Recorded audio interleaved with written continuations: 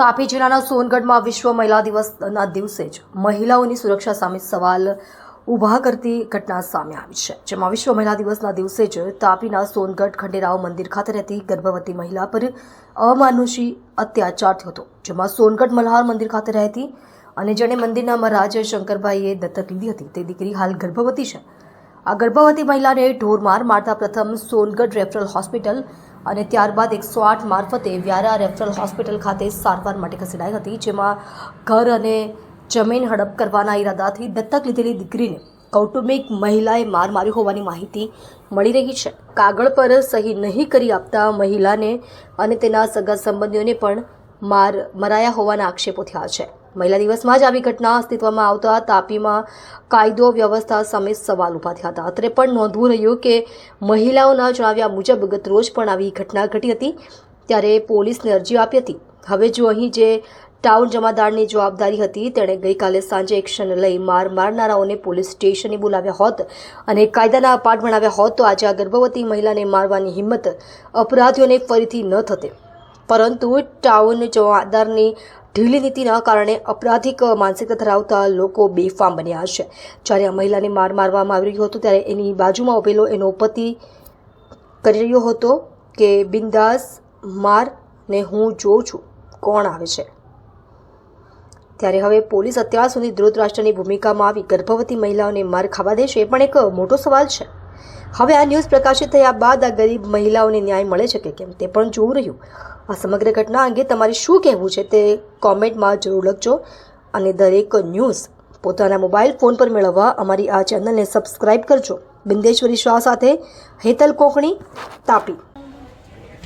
ગંગાબેન, શું થયેલું તમારી સાથે? કોણે મારેલું? આશિયા? કા રહ્યા લોકો? કોની વાડીમાં? જય મલ્હાર વાડીમાં। કેમ માર્યું તમને?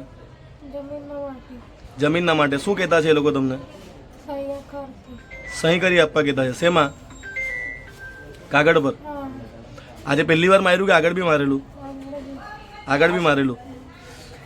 હવે તમને જે મંદિરના જે માલિક હતા શંકરભાઈ એમણે તમને દત્તક લીધેલી છે, તો એ લોકો શું કહેતા છે? તમે આ લોકો મારવાવાળા તમને શું કહેતા છે?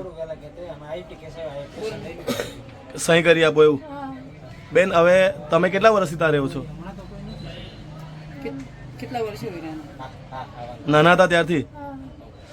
જેને માર્યું તેનું નામ ખબર છે તમને? શું નામ? આશિયા અને ડોહી? કેટલા જણે મારેલું તમને? 2 जने? पूजा। आपका नाम? सुनीता भाई। क्या हुआ था? वो मेरी बहू को मारने को आए थे, वो कुछ बात हो रही थी उनकी, मारने को आए तो मैंने ऐसा बोला कि मेरी बहू को पेट वाली है, उसको क्यों तुम छेड़छानी कर रहे? नहीं बोले वो सही देंगी सही देगी, नहीं सही देगी तो उसको और उसके आदमी को हम कुछ भी कर सकते, तुम्हारे से जो वो खड़े। कौन कौन मारने आता था? वो एक उसका बहन थी आसिया, एक उसकी लड़की थी पूजा, और उसका आदमी पीछे खड़ा था। उसका आदमी ने बोला कि तुम बिंदास मारो इसको, तो मैं गई ना तो मेरे को भी मारा है। तो आपने पुलिस में फरियाद की? मैं नहीं गई, मैं अभी गांव से आई रात को, सवेरे में खड़े थी बाहर, मेरे को पकड़ लिया उन्होंने और मारा है। ठीक। नाम? તમે ક્યાં રહો છો? જય મલ્હારવાડીમાં। શું થયેલું તમારી સાથે? મારી મમ્મીનું ને મારો ઝઘડો હતો। તમારી મમ્મીનું ને તમારો? પછી શું થયું?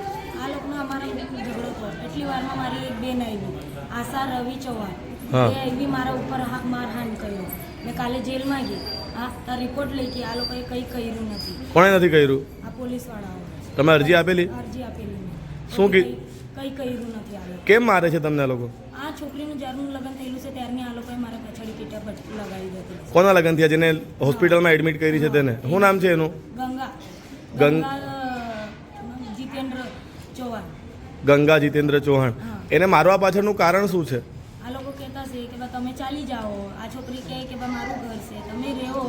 આ લોકો મને હકલતા છે અહીંયાથી, કાઢી મૂકતા છે ત્યાંથી? બરાબર છે. હવે તમારી ફરિયાદ શું છે?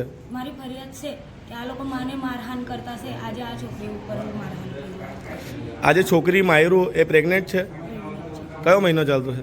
એને બીજો ચાલતો છે. બીજો ત્રીજો મહિનો ચાલતો છે.